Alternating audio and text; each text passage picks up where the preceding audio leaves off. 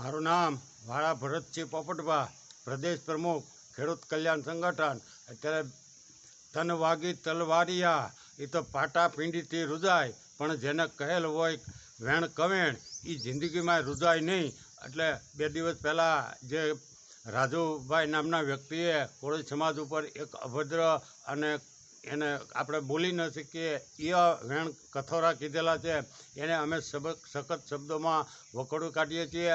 અને વ્યાસપીઠ ઉપરથી આ વ્યક્તિએ, એટલે કે આપણા જે હિન્દુ ધર્મનું મોટામાં મોટું વ્યાસપીઠ કે કથા વાંચવાનું કે રામાયણ ભાગવત ગીતા કે શિવપુરાણો જે વાંચતા હોય એવી મોટી એક કથાની અંદર આ કથાકાર કે સાધુ સંત કે આને કોઈ બિરુદ કે પદવી આપવી એ બિલકુલ યોગ્ય નથી. પણ એક ધર્મના સ્થાન ઉપરથી અને ધર્મની વાત કરતાં એને કોળી સમાજને ઉતારી પાડવાની અને એટલી બધી હીન કક્ષાની વાત કરી કે એ ક્યારેય પણ સ્વીકારી ન લેવાય. એટલે ગુજરાત અને દેશભરના કોળી સમાજના તમામ લોકોને મારી વિનંતી છે કે આને આપણે માફી આપી દેવી. એવી કોઈ વાત નથી કે એને કોઈ મારી નાખવા કે એને કાયમ સબક શીખવાડે એવી વાત નથી, પણ એને કાયમી માટે આ વાત સાંભળવી જોઈએ અને ફરી વખત આવું કોઈ ન કરે એવું એનું પરિણામ આવે ત્યાં સુધી આ વાતને જંપવા દેવી ન જોવે.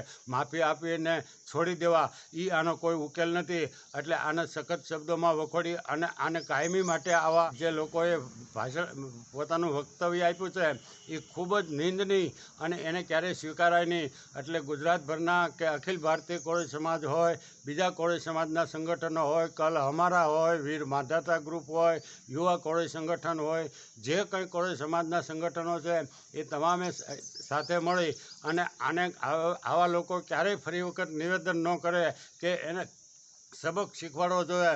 આપણે થોડાક દિવસ પહેલાં ચૂંટણીમાં જ તે કનુભાઈ દેસાઈ જે આપણા નાણામંત્રી હતા એ પણ આવી જ કોળી સમાજ વિશે ખુલ્લી ટિપ્પણી કરી અને પોતાનું વક્તવ્ય આપેલું. પણ એને કોળી સમાજે કે આપણે જે માફ કરી દઈએ કોઈ પણ સમાજના હોય ને જ્યારે એને માફ કરી દઈએ છીએ ત્યારે એના પછી આવા પરિણામો ભોગવવો પડે છે.